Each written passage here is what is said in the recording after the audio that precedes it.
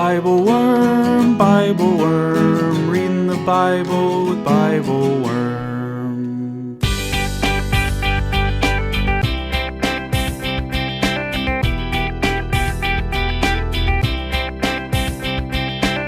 Welcome to Bible Worm, getting to the core of the biblical text. I'm Dr. Robert Williamson, professor of religious studies at Hendrix College and the founding pastor of Mercy Community Church in Little Rock. And I'm Dr. Amy Robertson, Director of Lifelong Learning at Congregation Or Hadash in Sandy Springs, Georgia. We're here every week to discuss the biblical text, both as biblical scholars and as people of faith, one Jewish and one Christian. This week we continue our foray into Paul's understanding of faith and Torah with Galatians 3, 1-9 and 23 to 29. We discuss the relative roles of faith and practice in the drama of salvation, and wonder whether finding God is like waiting at the bus stop hoping the God bus will roll by. We notice Paul's appeal to the faith of Abraham and ask whether others can be faithful to God without knowing Jesus.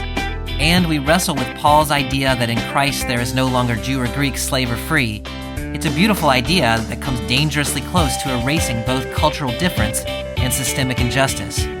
What do we do with that? Thanks for listening.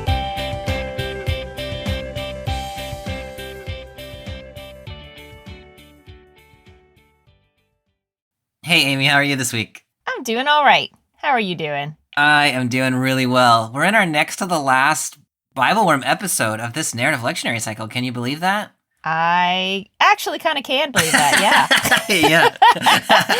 And we get to spend it with Paul. Yeah, Paul, our good friend. Mm-hmm. He's such a zealot. He is. How old do you think Paul is? He's like, I'm picturing him like 19. You know, that age where it's just like, you are very passionate, you realize that you have some power in the world, you are still a little bit of a black and white thinker. Yeah. Haven't experienced a whole lot of nuance.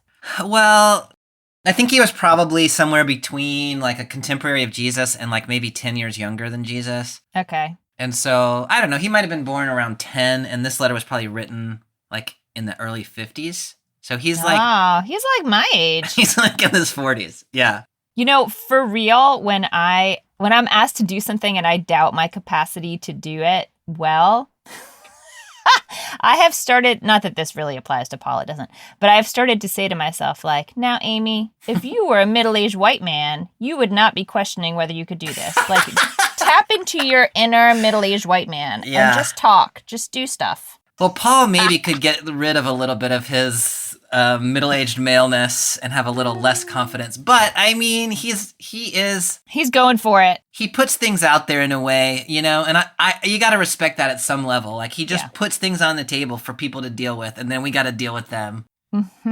That's true. That is true. And here we are, 2,000 years later, and we're still dealing with this stuff. We're dealing with it. Yeah. Mm-hmm. All right, Amy. Well, today we are continuing on in Galatians. We're in chapter 3, picking up in the very next verse from where we were last time. Mm-hmm. And we're reading the very beginning of Galatians 3 and 1-9, and then the very end in 23 to 29. I don't think there's any background we probably need to give, is there? I don't think so, since we're just picking right up. All right. Well, Paul's going to start out here. I mean, he is in full Paul mode in Galatians 3, chapter 1. Mm-hmm. I'm reading 1-5, and I'm in the CEB. You irrational Galatians, who put a spell on you? Jesus Christ was put on display as crucified before your eyes. I just want to know this from you. Did you receive the Spirit by doing the works of the law or by believing what you heard? Are you so irrational? After you started with the Spirit, are you now finishing up with your own human effort? Did you experience so much for nothing? I wonder if it really was for nothing. So does the one providing you with the Spirit and working miracles among you do this by you doing the works of the law?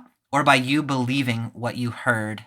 All right, Paul is, clearly unhappy with what's happening in his churches in Galatia. Can you help us just start to think about, like, what is he upset about? I mean, coming from the context of our conversation last week, we saw a situation in which people who were coming to the Christian community from the Jewish tradition were, it seemed like, really wrestling with how do they interact with people who are coming to the Christian tradition from not the Jewish tradition. And so they don't keep kosher, they're not circumcised, like all these societal structures that are within Jewish law that the Gentile community does not keep. That there really was a question of how do these things interact with each other? And Paul comes out hard on just leave the law behind. Yeah. Right?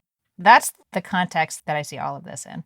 Yeah, no, I think that's exactly right. And so we talked last time about the churches in Galatia seem to have a faction, maybe that has come from the Judean churches in Jerusalem and elsewhere, like we saw a couple of weeks ago in Acts 15, who are trying to tell Gentile believers they need to follow the law in order to become Christian. That is, there are some legal markers or even ethnic markers, I guess. The Torah is such an interesting, like, do you think of it as a legal code or do you think of it as a cultural marker or is it some kind of combination? Right.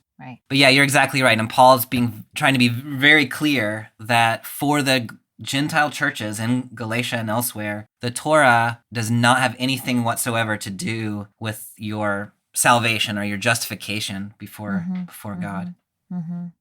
In verse 2, he says, he's asking them, did you receive the Spirit by doing the works of the law or by believing what you heard? I have questions about that. Yeah, go ahead. Well, I mean, my question is, what do you think he means by receive the Spirit? Because if you understand it as like the moment that they felt changed, the moment that they moved forward into this faith, then isn't that sort of inherently the moment that they believed? Like, what do you think he means by received the Spirit? I mean, I think when Paul says receive the Spirit, he means that quite literally, in the sense that Paul thinks when the Spirit moves in a community, like certain kinds of things happen. Speaking in tongues has been the example that gets used.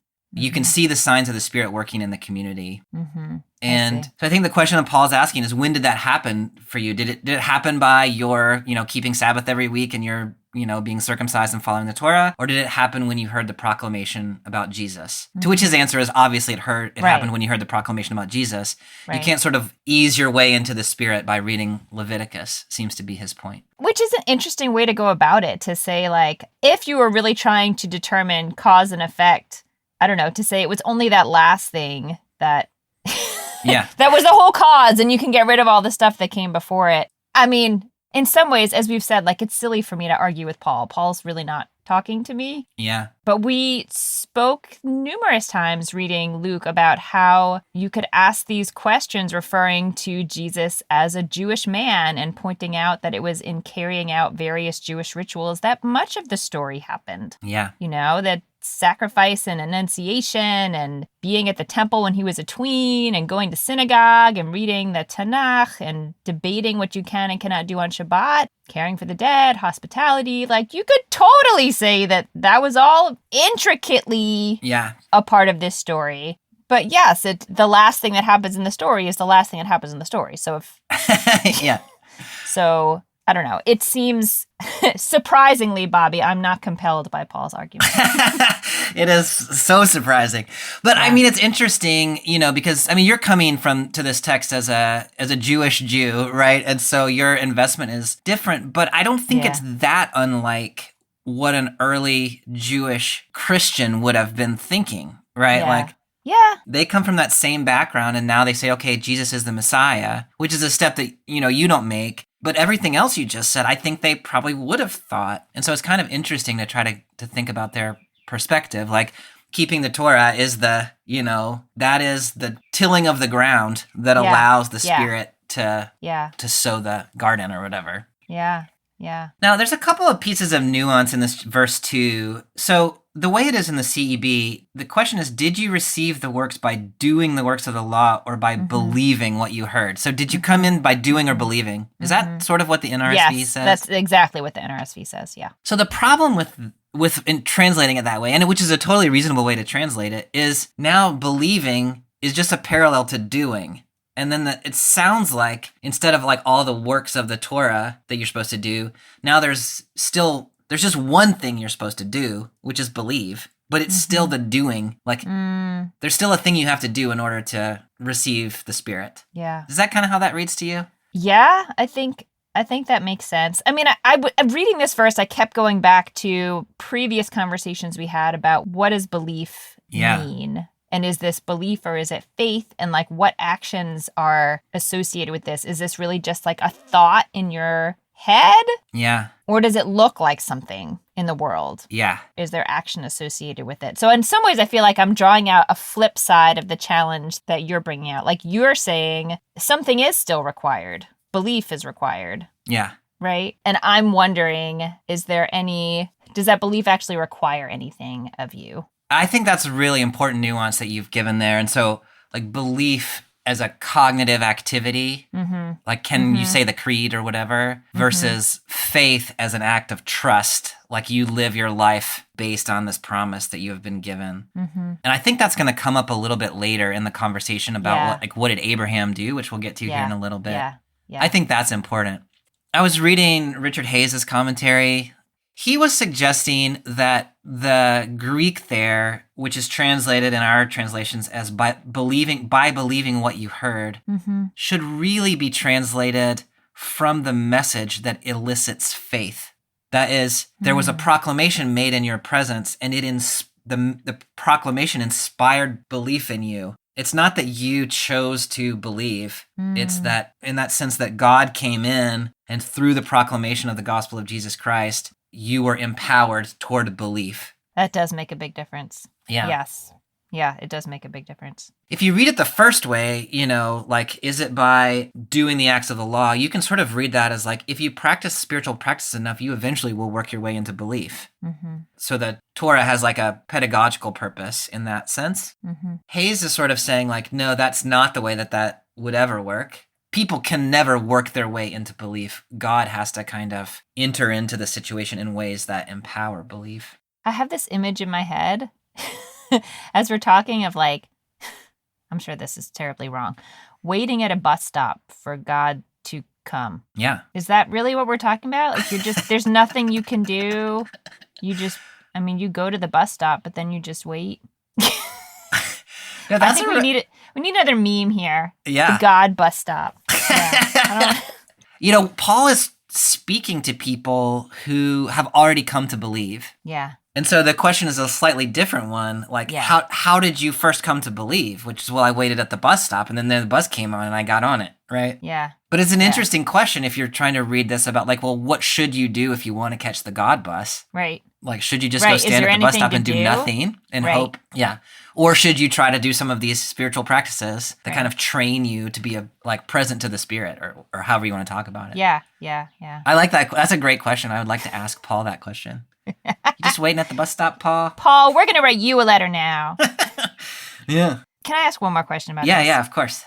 So my translation has more of like spirit and flesh. Your translation didn't use the word flesh so much. Yeah. But I just think I don't know. Maybe it's just not using my modern it's not using my modern categories for thinking about these ideas. But opening with, my translation is you foolish Galatians. Yours was you irrational Galatians. Yeah. It was before your eyes that Jesus Christ was publicly exhibited as crucified. Yeah. Like that for me is as flesh and as irrational as it gets. Yeah. Like we are people with bodies. Jesus had a body. The whole story was enacted in and through Jesus's body in completely previously unknown ways. Yeah. I just think it's like Paul points to it like clearly, but I don't know. I don't know what I'm trying to say. Yeah, I mean, that question of like, what does Paul mean by flesh and spirit, I think is a good one. And I love what you're saying about the rationality and foolishness, because what Paul is saying is not there's nothing rational about the act of becoming a believer. Yes. In Paul's sense. Like the Spirit comes upon you and it sort of empowers you to belief. And that's not a cognitive activity. It's not a rational activity. Yeah. I think what Paul is talking about as irrational is, in verse 4, did you experience so much for nothing? So like we preached Jesus crucified to you. That empowered belief in you. You are now people of faith. Reading the Torah, following Torah had nothing to do with any of that. Mm-hmm. And already Christ was active in your community. Mm-hmm. Now people come into your community and say, Christ can't be active here unless you're circumcised. Mm-hmm. That's what's irrational, I think, in Paul's mind is, but the Spirit already is working here. So now you're going to go back and put conditions on the work of the Spirit? Like, that's ridiculous.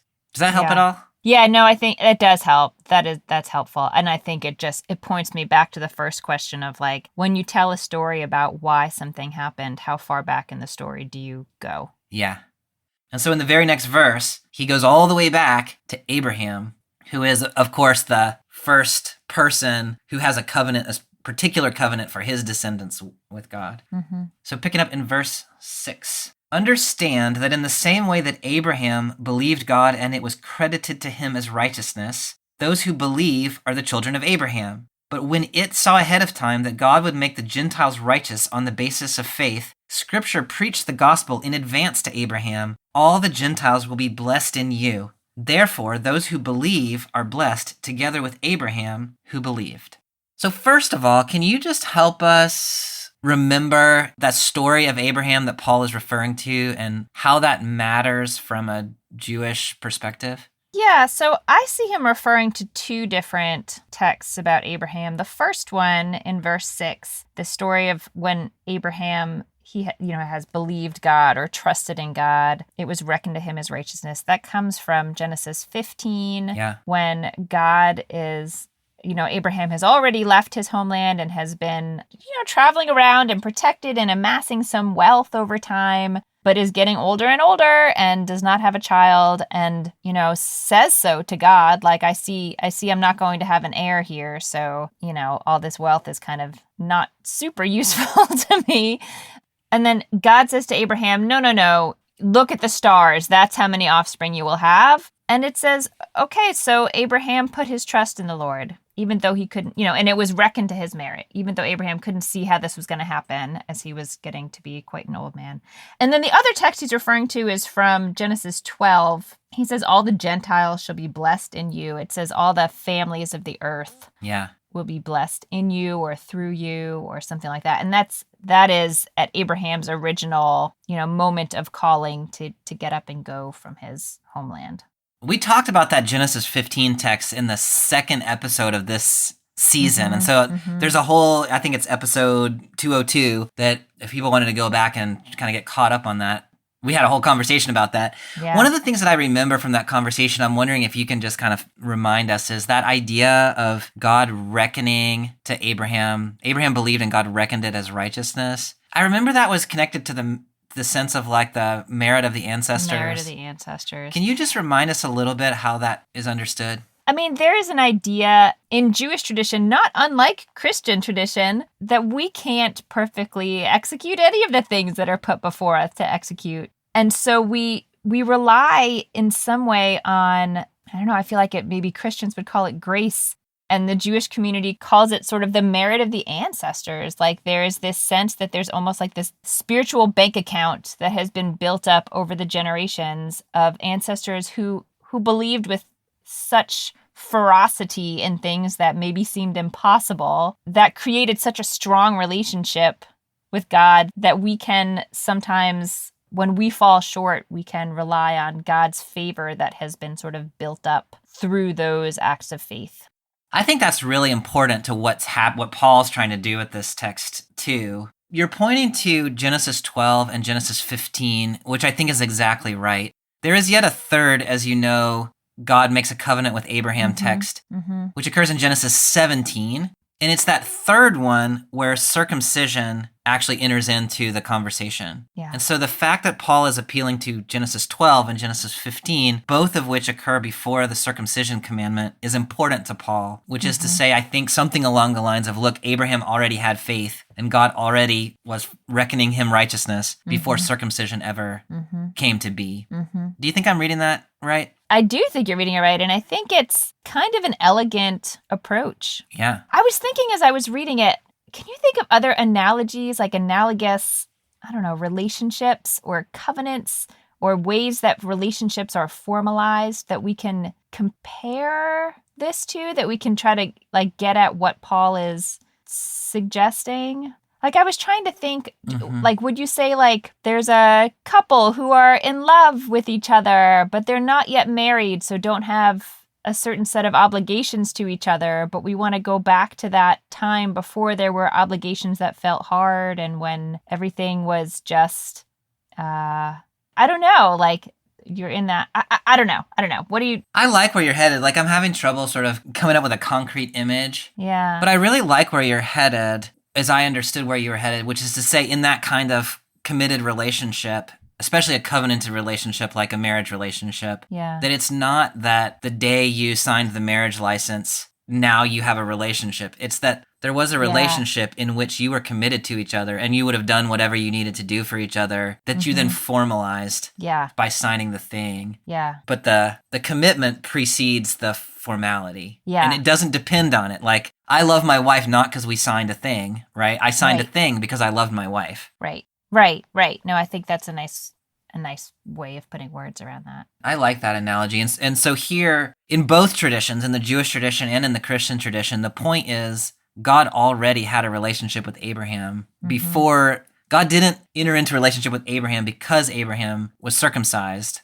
Abraham entered into the ritual of circumcision because God Right. and Abraham had a prior relationship. Yes, I think that's right. And I don't think that, I mean, that doesn't make this an easy issue for me where we can say, like, sure, you can go back to that point before you've made a real commitment. Yeah. And, you know, because as you said, it is the commitment, the covenantal act comes from love, at least the way it's supposed to work. So to say now we're going to have love without any covenantal act, I don't know, I have questions about that. Yeah. But it's a very interesting way of going about it, I think. One thing that's interesting to me in the way Paul talks about this is in verse 9, he says, "Therefore those who believe are blessed together with Abraham who believed." And so I don't have a fully formed thought here, but Abraham, who did not believe in Jesus, is the model of faithfulness here. And to me, there's an interesting opening there about, well, so what is the status of Jesus? Like, to what extent does one have to have faith in Jesus to be faithful? I think is the question that opens for me. Did you have any thoughts about that? I know that might be a hard question just to toss out there. I mean, I am guessing that that's the only faith that Paul is interested in. Is my guess, and I don't know. Is the Jesus faith? Is the Jesus faith? Yeah. And again, it's interesting rhetorically how he gets to this, because it's so funny. I'll like go down the road with him for a while, and then I'm like, wait a minute. But right after these stories, Abraham is called to do all kinds of crazy things by God and does them. I mean, he's called to sacrifice his son. It is not just a faith in your mind, kind of thing. There's a lot of action in the flesh that is required, but there is no law at this point. Yeah. So I don't know. It's interesting to think about, but I don't know. I mean, do you think Paul acknowledges any kind of faith now that Jesus has already come, now that Jesus is an option? Do you think that he would acknowledge the legitimacy of any faith in God that didn't come through Jesus? I kind of can't imagine he would. Yeah, I mean, to me, this is kind of a point of, I think there's certainly a debate that one could have. And in my mind, one way of getting at it is that what matters is that you trust in God. And Abraham trusted in God and therefore was faithful. And Jesus didn't have anything to do with that. Now, maybe Paul is saying Abraham is the only person who could ever have done this, right? And so we just skip from Abraham all the way to Jesus. But it is also possible, I think, to argue in the same way that Abraham is faithful to God without Jesus, so could someone else be faithful to God without Jesus. And that someone else's would be Jews who are descendants of Abraham, who understand that the root of salvation, the root of righteousness, is not following the law, but trusting in God. But I think in my reading, Paul is open to the possibility that someone could trust in God as a Jew, follow the Torah in response to their trust in God, and be righteous, be faithful. The problem is if somebody says, no, following the Torah makes me right with God, then they don't get it, and they don't actually trust God. They trust Torah, and that's not okay. That's a really interesting sort of expansion of the question I asked about what happens when at the point of covenant in a relationship, is that this is getting back to the moment before covenant. But it's not that the covenant itself is a problem. Right. It's just that it's an expression of the love that was already there. And so that can be expressed in different kinds of ways. Yeah. That's an interesting idea. I like that. Okay, so from there, the narrative lectionary is going to skip us down to verse 23, where Paul is trying to work out, so what is the Torah all about in the first place? Before faith came, we were guarded under the law, locked up until faith that was coming would be revealed, so that the law became our custodian until Christ, so that we might be made righteous by faith. But now that faith has come, we are no longer under a custodian. You are all God's children through faith in Christ Jesus. First of all, what do you think Paul is saying? Like, how do you understand his understanding of the law? I think Paul is saying that humans needed or Jews, I guess, people of Israel, needed some kind of like babysitter figure until Jesus got home from the movies. No, until Jesus got there. Yeah. And the law functioned as that babysitter figure, but now is not necessary. Yeah, I think that's right. The term that's used there, that CEB translated it as custodian, paidagogos. And in Greek culture, that was a household slave whose job was to walk the kids back and forth to school and make sure they didn't get in trouble along the way.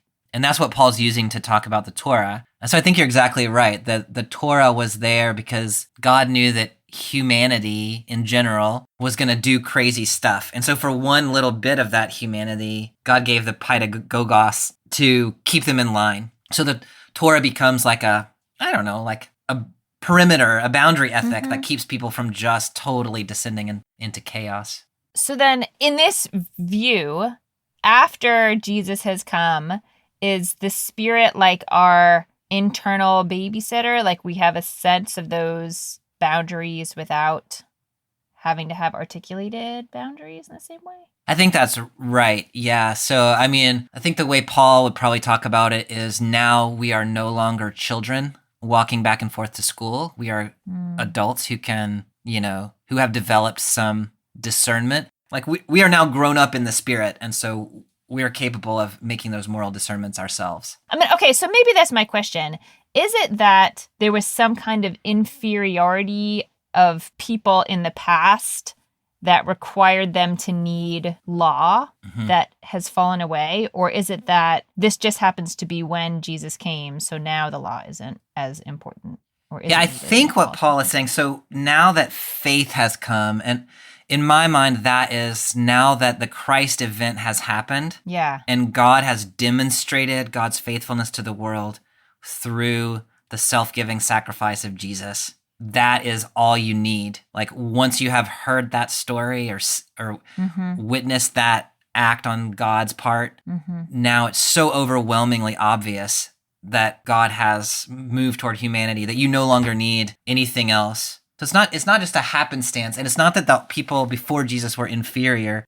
It's that they didn't have that sort of what is to Paul like an overwhelmingly obvious testimony. So they couldn't have known. Yeah. But now that Jesus has come, people should know. People should be able to look at that and say like, oh, that's what I need to know. So then Paul closes out this chapter with what is one of the most famous passages, certainly in Galatians, maybe in the New Testament, in which he's trying to talk about the unity of the Christian community.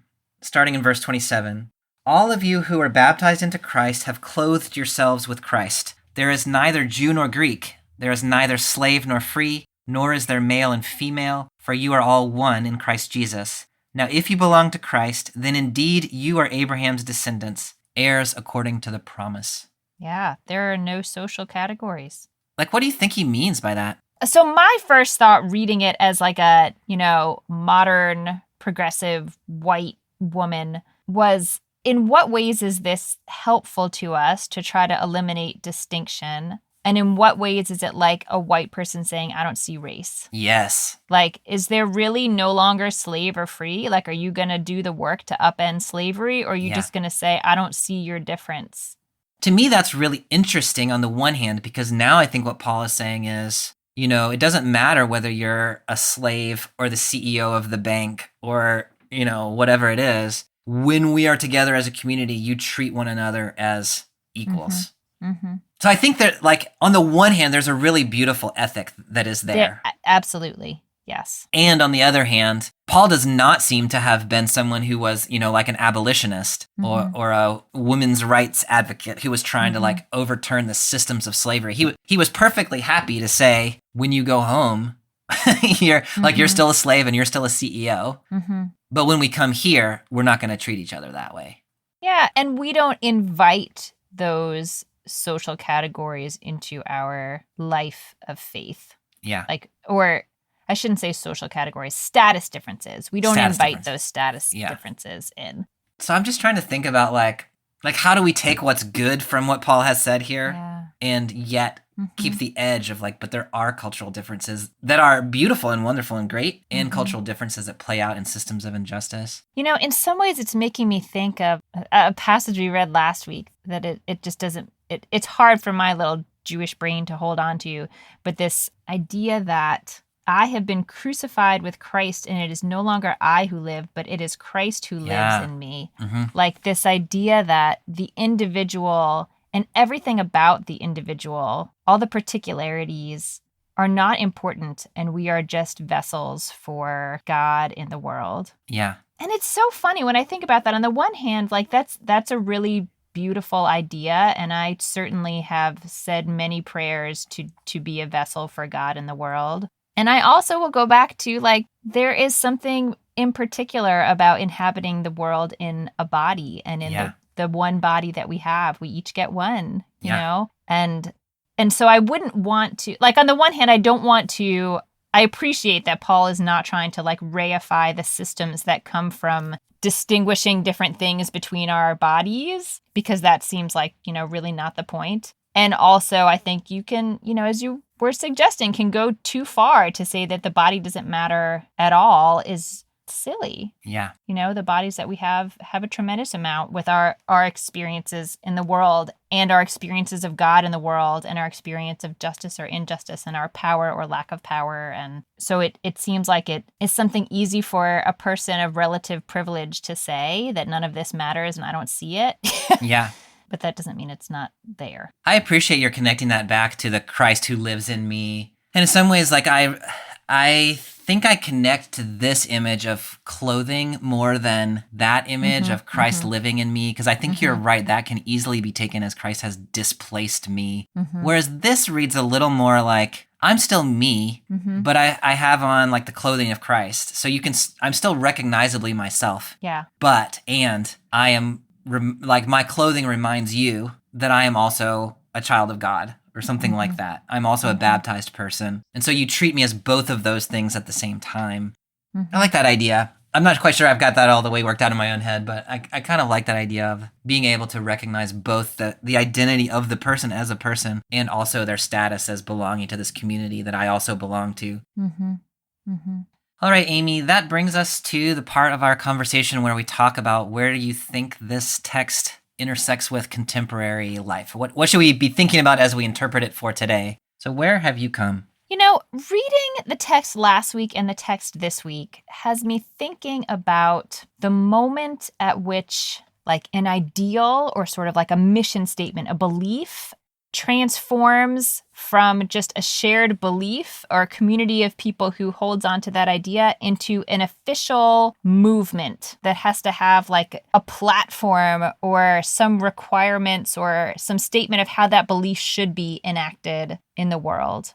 That is a complicated transition. I mean, it specifically had me thinking about Black Lives Matter as an idea and then Black Lives Matter as an official platform that came, you know, out of that idea and all of the associated issues that sort of got roped into it. So I will say that within the Jewish community, broadly speaking, I have found there to be tremendous support for the idea that Black Lives Matter. And also the platform of the group, Black Lives Matter, made a statement about the relationship between Israelis and Palestinians that for some Jewish people was not acceptable. Yeah. And so then there was a question of, well, what do we do now? Yeah. You know, like we believe in the mission of the organization overall. We believe in the idea. And to support it now, do we have to support every part of the platform? And this is the moment that I'm picturing Paul in. Like he's got these communities of people that have this general shared belief in Jesus. And there is a question of how they're going to work out the details and when they can compromise on some of their ideas, when they can be in community with people that they don't share 100% of their ideas with. Yeah. And when they need to adopt some kind of stance of like quote unquote purity where everyone needs to be completely aligned, you know, on a sort of platform of beliefs, a whole compendium of beliefs, and sort of how exactly that's going to play out. And I wish we could stay in the moment of shared belief. Yeah. Where everyone sort of figures out what that belief is going to look like for them. But still now, especially, relating to justice work and political work, it gets complicated very quickly. And this is the moment of complication in our text, but I think there are a lot of parallels to how we think about shared belief and shared mission across diverse groups today. Yeah. Where is this text taking you today in our world? I'm really drawn to this last line about no longer Jew or Greek, slave or free, male and female. And which is really motivating this whole text about what Paul sees as cultural identity markers. And where Paul really wants to end up is your Christian identity is the most important of the identities. Talking internally to the Christian church, not thinking about who's out there, but when we come together as a community, what matters is Christ, not the particular things that we come with us. And I've been thinking about all the things that, people bring into our faith communities today that sort of separate us out, and the list is long and complicated, right? And so you might think about churches that are wealthy and churches that are poor and churches that are liberal and churches that are conservative and, churches that lean Democratic and churches that lean Republican, churches that are American and churches that are 2/3 world, there are all these distinctions that we bring with us. And thinking as a Christian among Christians, when we think about the world and how we inhabit the world and what do we choose to care about, which identity is the one that motivates us? And so I think about things like, the border crisis, people who are refugees trying to come across the border. And many churches, our response is, we're American, they're not American. And so they need to go back where they came from or something like that. I'm okay, fair enough if you're thinking as an American. But if you're thinking as a Christian, and if you take Paul seriously, then what you would be, I think, where you would have to end up is there is no longer American and Latin American, or however you want to talk about those categories. Mm-hmm. There are only people in Christ. Mm-hmm. And so the first move would be to say, our Christian kinfolk who are from other places, they're still our Christian kinfolk. And so it is incumbent upon us in some way or another to make sure that they're fully cared for, whether that means, bringing them into our culture and taking care of them here, or whether it means improving conditions there, whatever it is, those are our people and we need to care for our people. And, then there's a step beyond that, which is, and also Christ calls us to care for people who are not our people, right? But that's the first move. And yet we so often are starting from another identity. Mm-hmm. I'm an American and you're not. I'm wealthy and you are on welfare. Whatever it is, I don't care about you because. Mm-hmm. And I think where this text is trying to help us think is the first thing we should encounter internal to our faith community, our global faith community, is people who are also part of that faith community. That's their first identity. That is how we relate to them, and therefore they're our kinfolk. And to me, that's a real challenge, and and also I think a really beautiful idea that I want to try to embrace more. And the first step of recognizing our common, in this case, our common Christianity, I think it's not a far step to say our common humanity, is that's so crucial and the starting point for everything else. No, I love that. And starting with that as the goal and knowing that it's hard to get there. Yeah. But if people can agree that should be a goal, there should be spaces where there's not one way of being that has more power than another, is a good and lofty goal. Yeah. All right, Amy. Well, we have one more week together next week for this. We should just have a pizza party. Season of Bible Worm. Yeah, next week we're going to be in the Pentecost text, a little bit in Acts chapter 2. And then I don't quite know what we're going to do next week, but it's going to be somewhere in Galatians 4 and or 5. With pizza. With pizza. Yeah. All right. Have a good one. All right, I'll see you next time. Bye. Bye. Thanks for joining us for this episode of Bible Worm. If you'd like to hear the rest of our conversation about this text, join our Patreon at the Extended Worm level or higher to get access to extended episodes.